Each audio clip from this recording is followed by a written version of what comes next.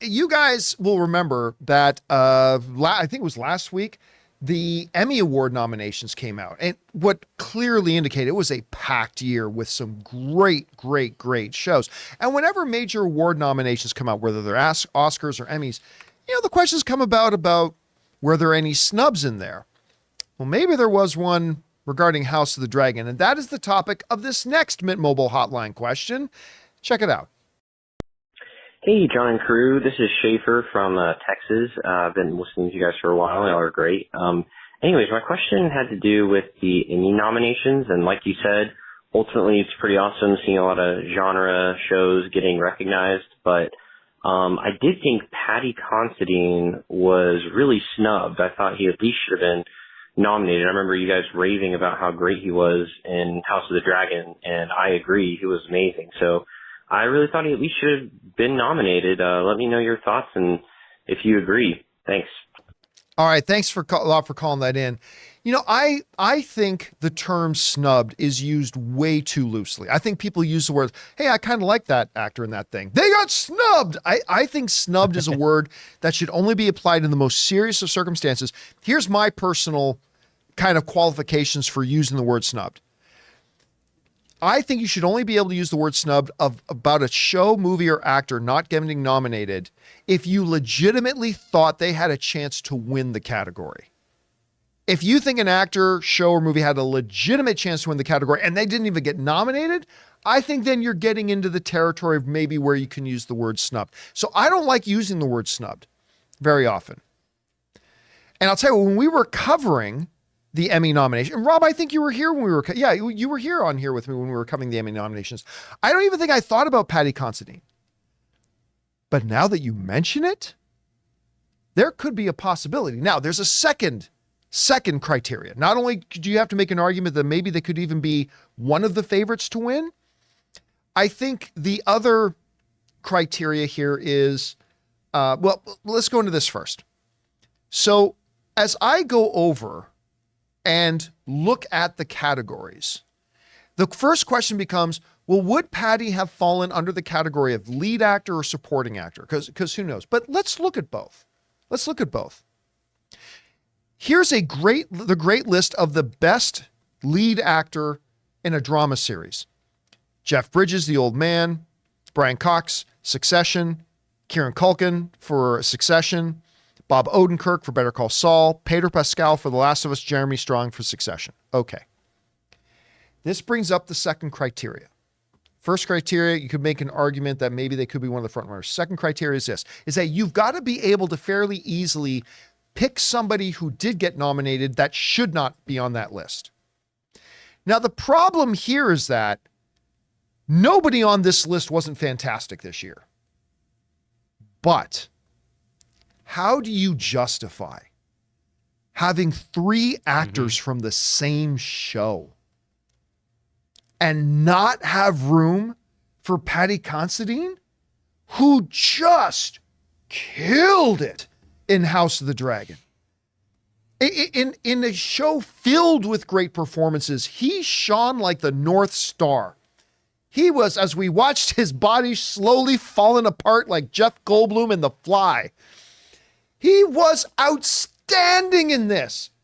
So guess what? I'm going to say in the category of best lead actor, number one, I do think you could make an argument that he maybe could have been one of the front runners to win this. And number two, while I think all the nominees on here are great nominees and deserving, you cannot justify to me three actors from the same show, and there wasn't room for Paddy Considine on here. So I will personally say, under the category of lead actor, yeah, I'll call snub. Well, what about the possibility of supporting actor? Well, and because you could have put him under supporting actor if you wanted to. I think he should have been. But we have 8 nominees. Yeah. 50-50. Take all of them from just 2 shows. Yeah, flip a coin. Yeah. Like, don't get me wrong. Nicholas Braun from Succession, he was really good. He was really good. No fuck chance anywhere on this planet that he should be on that list over a Paddy Considine. No chance. And I say that with all due respect to Nicholas. I'm not saying he wasn't great in the show, but you cannot say that he was anywhere near as good in Succession as Paddy Considine was. All right? Alan Ruck. I love Alan Ruck. Yeah, you do. He's great, whether he's the captain of a starship or going around with Ferris Bueller. He's wonderful, and he's really good in the show. No way he deserves a spot on here over Paddy Considine. No way.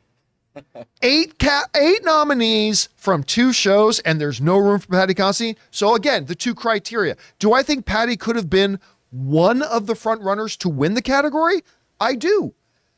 And do I think there's something that can be bumped off? Listen, when you got 8 nominees and they're just from 2 shows, yes, room should have been made. So you know what? I don't like using the snub term, but I will use it here for both categories. Lead and supporting, 100%. He could have been in either. He could have been a front runner, and he absolutely should have had room made for him on there. So I will go along with you on this. I will call snub.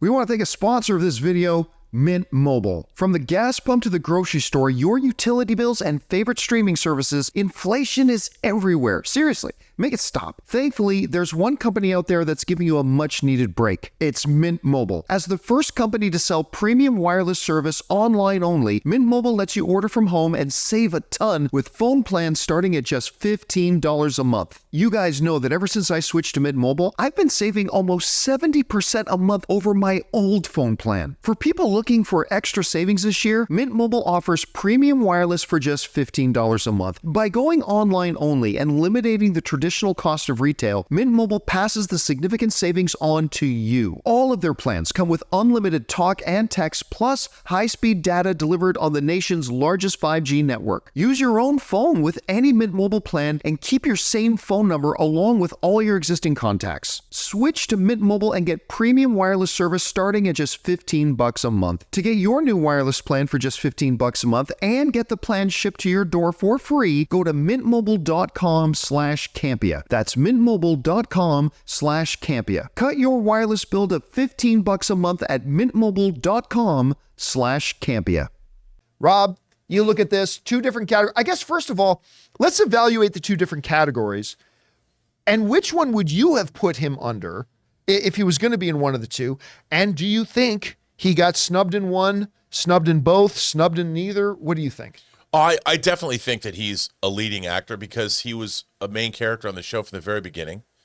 Even your 2 older female leads on House of the Dragon didn't even show up till halfway through the first season. True, yeah. So I would say he was definitely a leading man. But I would say this is going to seem a little, I guess, esoteric. But in terms of when you're thinking about these shows, I think the reason you have like 4 actors from Succession for Best Supporting and multiple actors in leading is because when you think of those shows, when you think of Succession's a show that we living today can totally identify with. And all these people and all these actors, they're memeable people, you know, and when you talk about these various characters, it's like people that we know. They're all of today. White Lotus, same thing.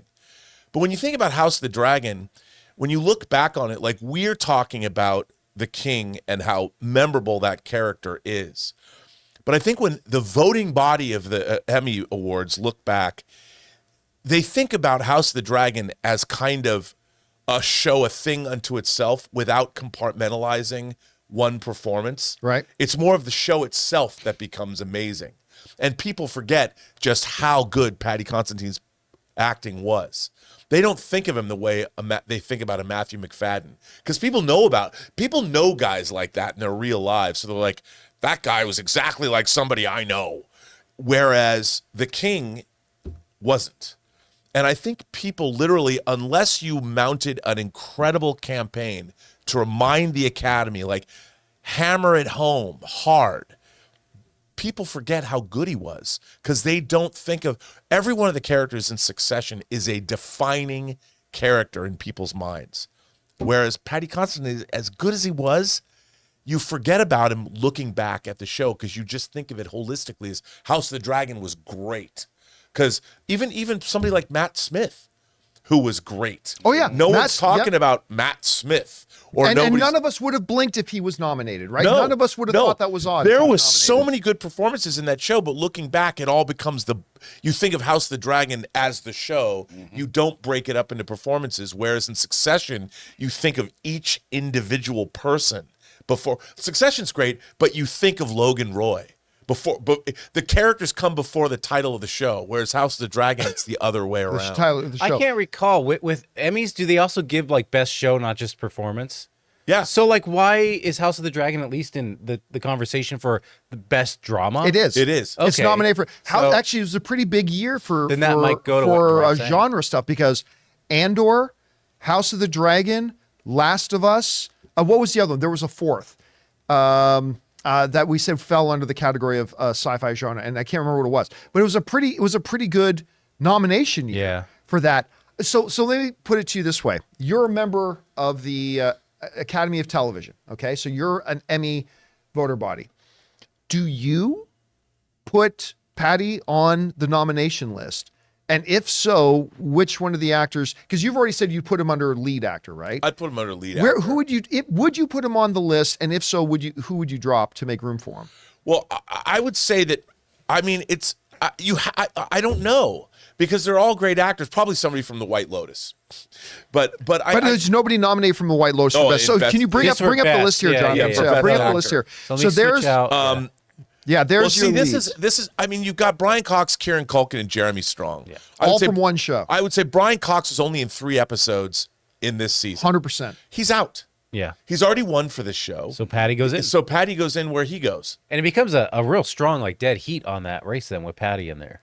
And I would say that Kieran Culkin delivered better work than Jeremy Strong. I mean, it's Yeah. odd to me. I think it really was his season. I think it was really I It think was this Kieran was his year. Culkin's Yeah. season by far. Not that Jeremy Strong wasn't great, but Jeremy Strong was kind of much more one note. Kieran Culkin was running the gamut. That guy from episode to episode, the level of emotion that he had to show.